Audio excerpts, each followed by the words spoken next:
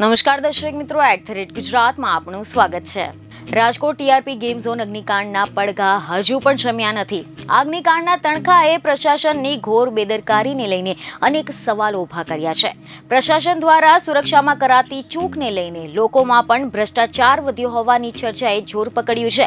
પરંતુ હવે તો આ મામલે અધિકારીઓ બાદ ખુદ મુખ્યમંત્રીએ પણ સરકારી તંત્રની ખામીનો સ્વીકાર કર્યો છે। તો આની સાથે જ અગ્નિકાંડ પર મોડે ગુજરાતના સીએમએ અધિકારીઓને ટકોર પણ કરી છે। જી હા, લોકસભાની ચૂંટણીના પરિણામો બાદ હવે તંત્ર જાગ્યું હોય તેમ લાગી રહ્યું છે, કારણ કે ગુજરાતના રાજકોટમાં બનેલી અગ્નિકાંડ પર ગુજરાતના સીએમએ અધિકારીઓને ટકોર કરી છે અને આની સાથે જ આ ગંભીર દુર્ઘટનામાં સરકારી તંત્રની ખામી હોવાનો પણ સ્વીકાર કર્યો છે।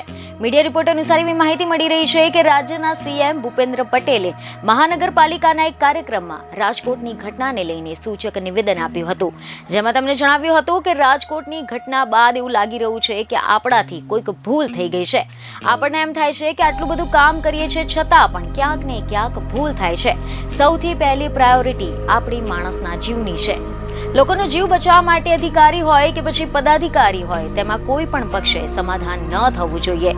તો આની સાથે જ તેનાથી વિકાસ થાય છે અને રાજકોટની ઘટના બાદ વિચારવું પડે છે કે ક્યાં ભૂલ થઈ રહી છે। વિકાસ પાછળ દોટ મૂકીને એનું ધ્યાન નહીં રાખવામાં આવે તેનો કોઈ મતલબ નથી। આપણે એસઓપી બનાવી દીધી છે, પબ્લિક ડોમેઇન પર પણ મૂકી દીધી છે। કંઈક ઉમેરવા જેવું લાગતું હોય તો લોકોને સૂચન કરી શકાય છે।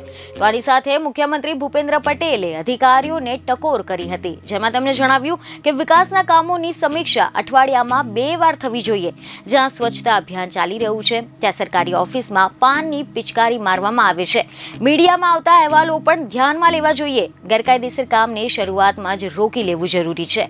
તો આની સાથે નાની ફરિયાદોના નિવારણ થવા જરૂરી છે। પ્રજા જે વિડીયો બનાવીને મોકલે છે એની પર ધ્યાન આપવું પણ જરૂરી છે। બીજને ખબરો સાથે ફરી મળીશું। ધન્યવાદ।